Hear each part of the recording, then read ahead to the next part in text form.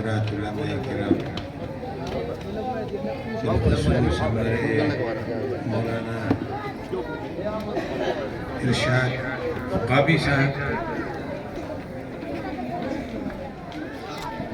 بڑے الحمدللہ مقرر ہیں اور دین کی خدمت کر رہے ہیں، تشریف فرما ہیں، اور انہی کے بعد سے آپ انشاءاللہ مستقبل ہو جائیں۔ امید ہے اور بھی علماء کرام تشریف لائیں گے۔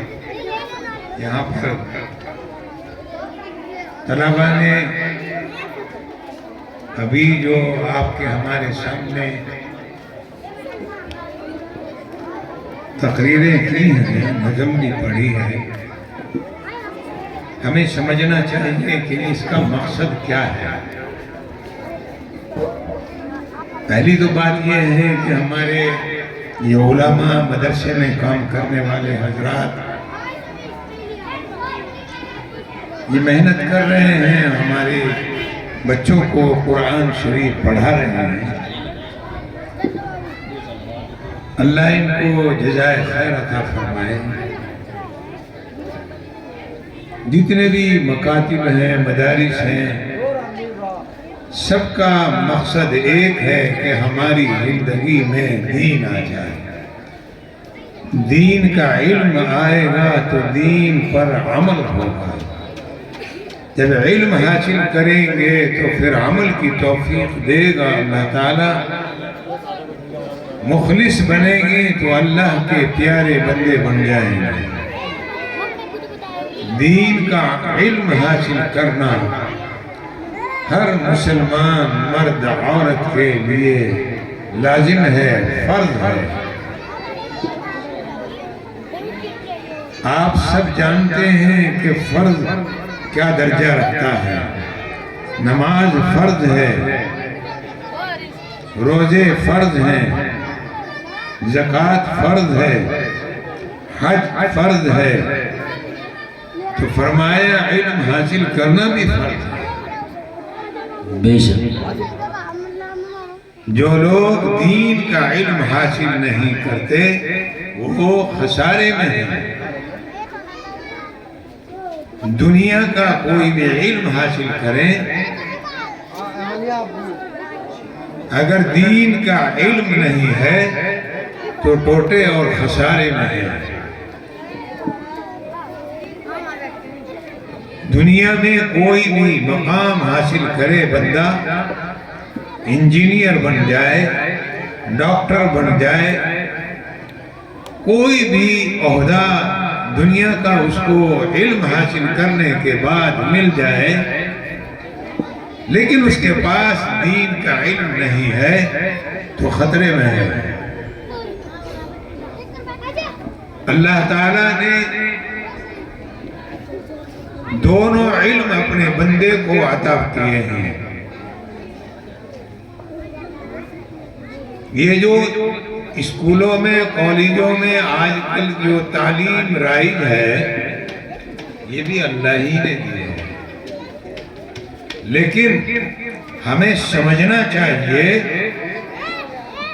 کہ آخر انبیاء کیوں بھیجے گئے؟ 1,24,000 نبی کیوں آئے؟ حضرت محمد مصطفیٰ صلی اللہ تعالی علیہ وسلم خاتم النبیین، ختم المرسلین، امام الانبیاء آخر میں مکمل دین لے کر آئے۔ اللہ کا کیا مقصد ہے ان انبیاء کو بھیجنے کا اور خاتم النبیین کو بھیجنے کا؟ یہ جو آسمانی علم ہے جو وحی کے ذریعے آیا ہے، قرآن شریف ہے، آخر یہ محمد الرسول اللہ پہ کیوں اتارا گیا ہے؟ سائنس کا علم تو اس وقت بھی تھا، اس سے پہلے بھی تھا، آخر قرآن شریف اتارنے کی اللہ کو کیا ضرورت تھی؟ اللہ کیوں اتارا؟ کیوں محمد الرسول اللہ نے دنیا میں مشقتیں اٹھائی ہیں، تکلیفیں برداشت کی ہیں، ہمیشہ تکلیفوں میں رہے ہیں، آخر وہ کیا بات تھی جو انہوں نے تکلیفیں اٹھائی ہیں؟ اللہ کا پیغام لوگوں تک پہنچانے کے لیے آپ نے تکلیفیں ہی تکلیفیں اٹھائی۔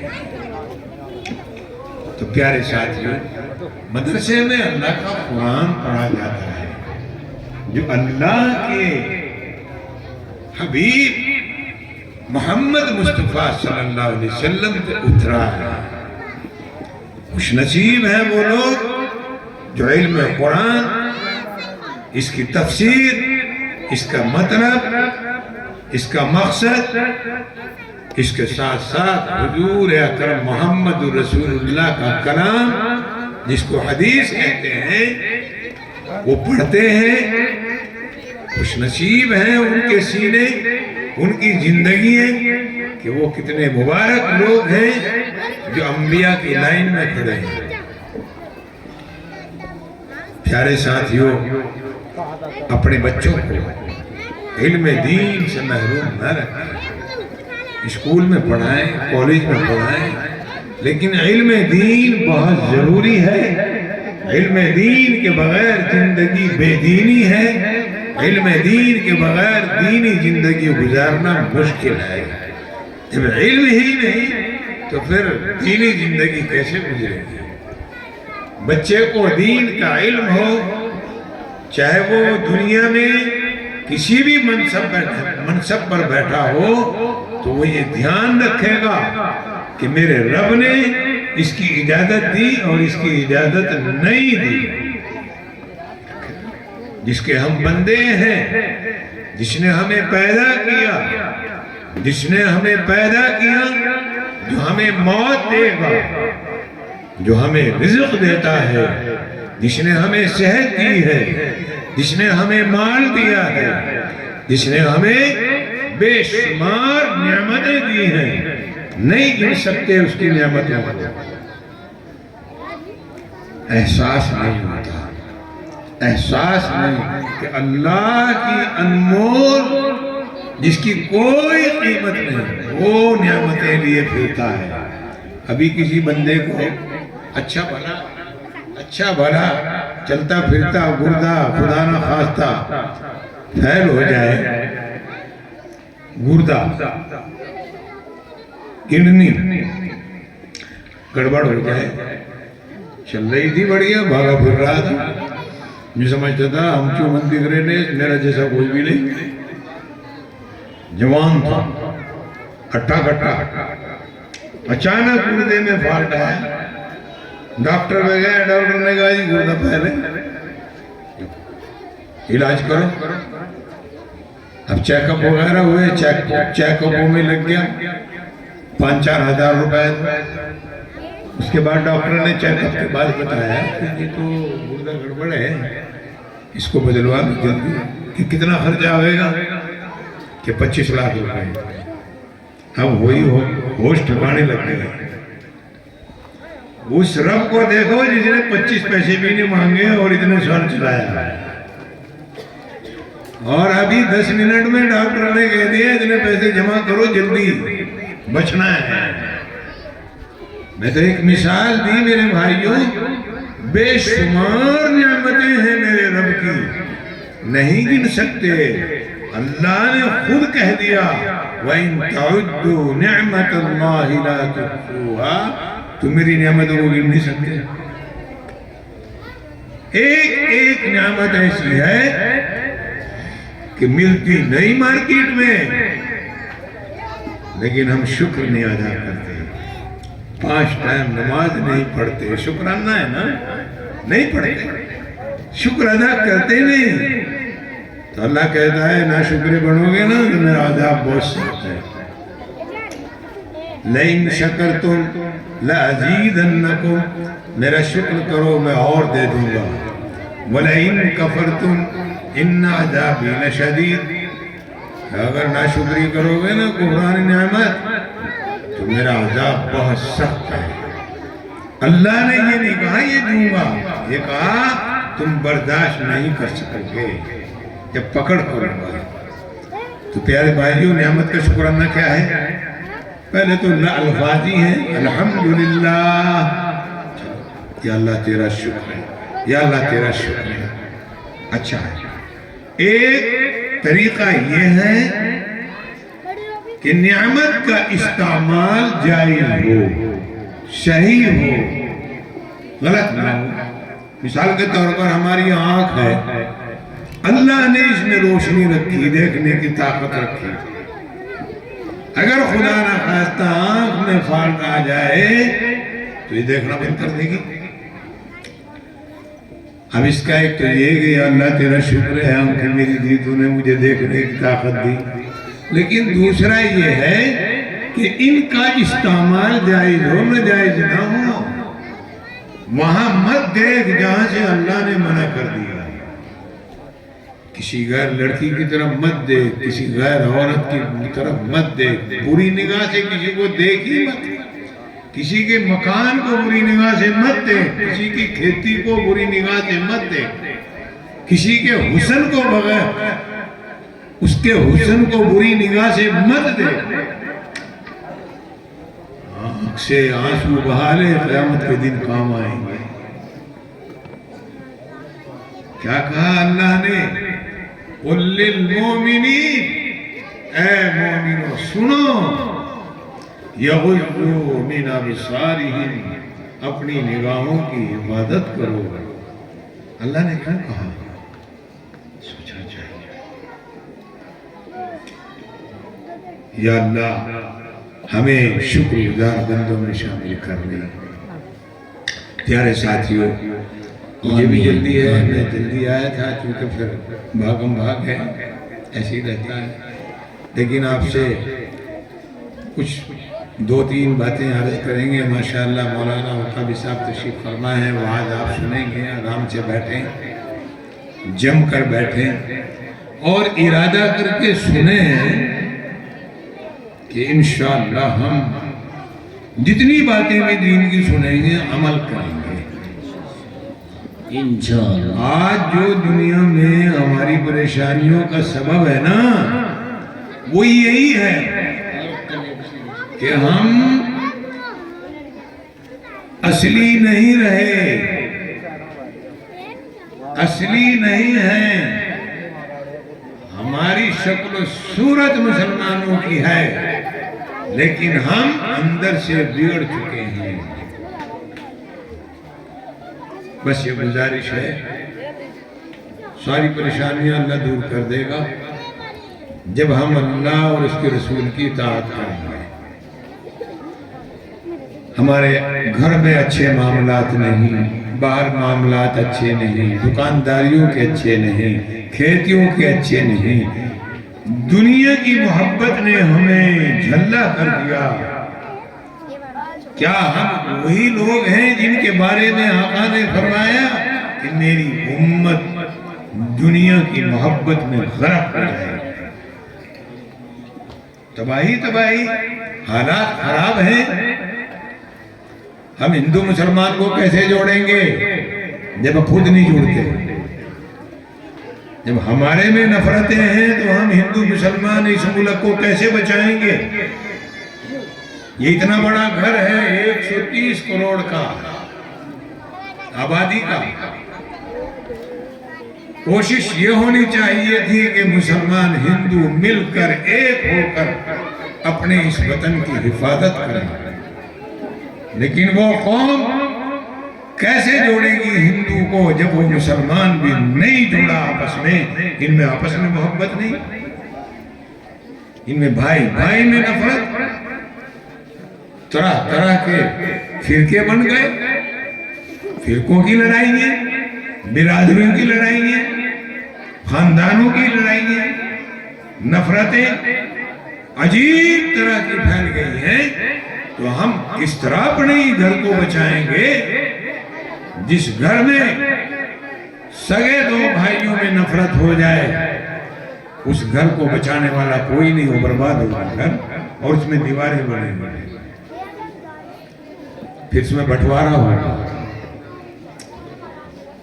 جب دو بھائی سگے بھائی آپس میں کسی گھر میں رہتے ہوئے نہیں بسے، کیوں کہ ان میں نفرت ہو گئی۔ انہوں نے پنچایت بلائی، پنچایت نے کہا بھئی تمہارے بیچ میں دیوار کر دیتے ہیں، بس بٹوارا کر دیتے ہیں تمہارا۔ اب ہماری پنچایت بھی یہودیوں کے ہاتھ میں ہے، نصرانیوں کے ہاتھ میں ہے، ان لوگوں کے ہاتھ میں ہے جو یہاں سے 74-75 سال پہلے نکالے گئے، وہ ہماری طاق میں بیٹھے ہیں کہ کبھی یہ لڑیں آپس میں اور ہم ان کا بٹوارا کریں۔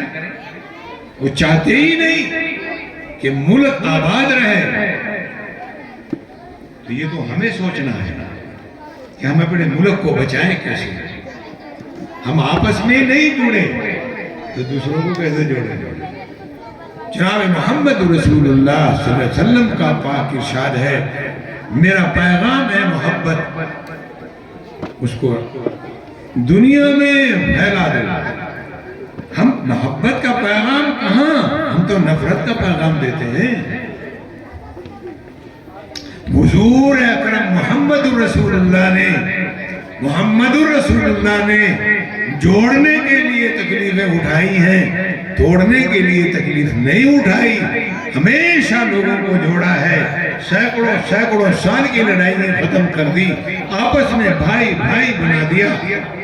آج امت ٹوٹ گئی، انا للہ و انا الیہ راجعون۔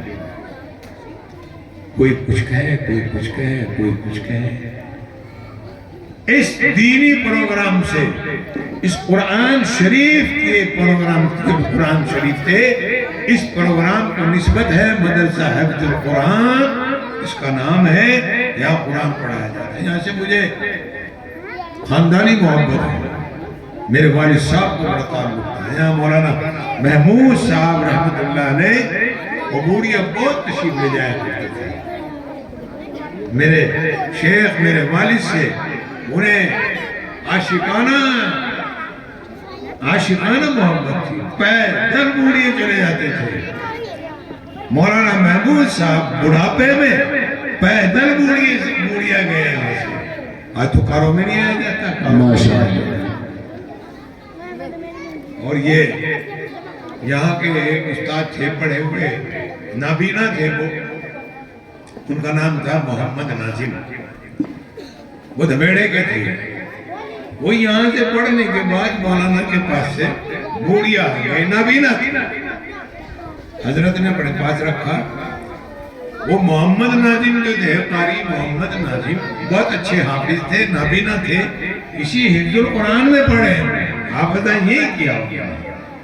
وہ میرے بھی استاد تھے، میں نے ان سے قرآن شریف سیکھا اور یاد بھی کیا انہیں کے پاس، اور ان کو میں نے تقریباً 6-7 محرابیں سنے۔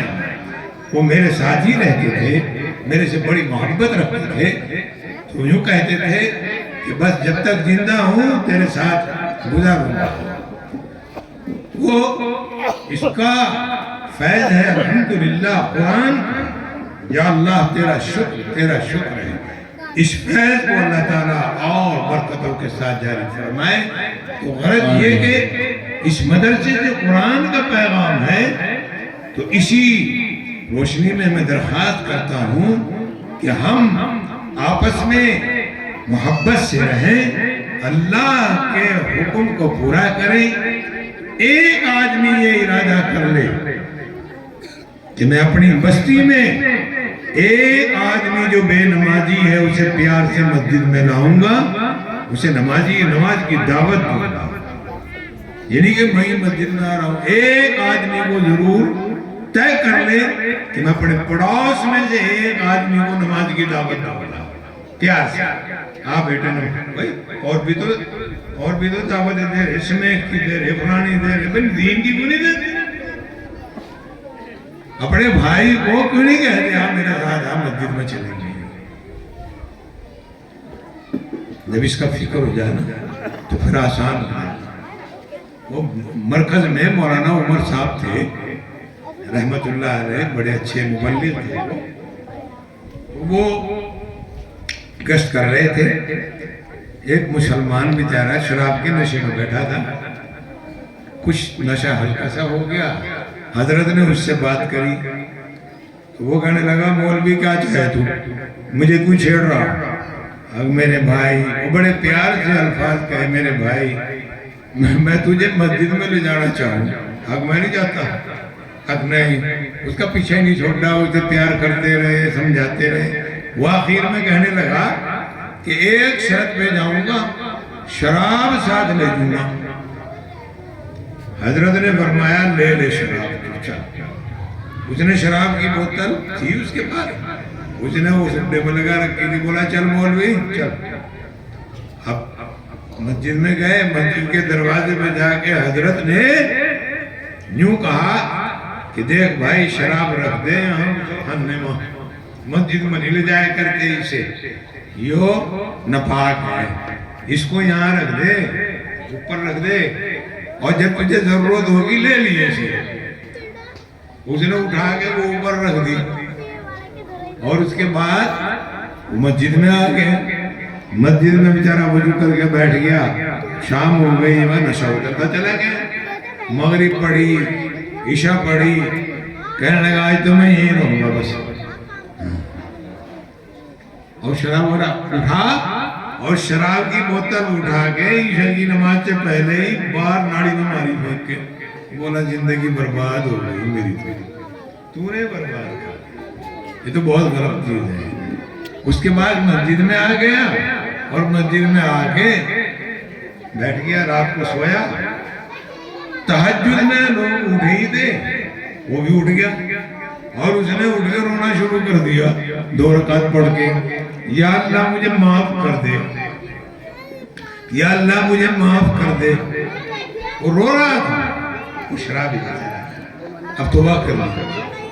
حضرت مولانا محمد عمر صاحب کالن پوری رحمت اللہ علیہ اس کے پیچھے بیٹھ گئے, اور کہنے لگے اے اللہ اس کی برکت سے مجھے بھی بخش دے, اس اپنے بندے کی برکت سے میری بخشش کر دے. یہ تو وہی جانتے ہیں نا کہ جب بندہ گناہگار ہو اور توبہ کرے تو اللہ کتنا خوش ہوتا ہے. مولانا عمر صاحب اس کے پیچھے بیٹھے, اتنا بڑا عالم, اتنا بڑا مقرر, کہ جس کے وعظ سے, جس کی تقریروں سے لاکھوں لوگوں نے نماز پڑھی پوری دنیا میں. وہ کون سا ملک ہے جہاں مولانا عمر نہیں گئے وعظ کرنے. بات یہ ہے کہ ہر ایک بندے کے دل میں تڑپ ہو, وہ تڑپ رکھتے تھے کہ ہر بندہ مومن اللہ کا پیارا ہے.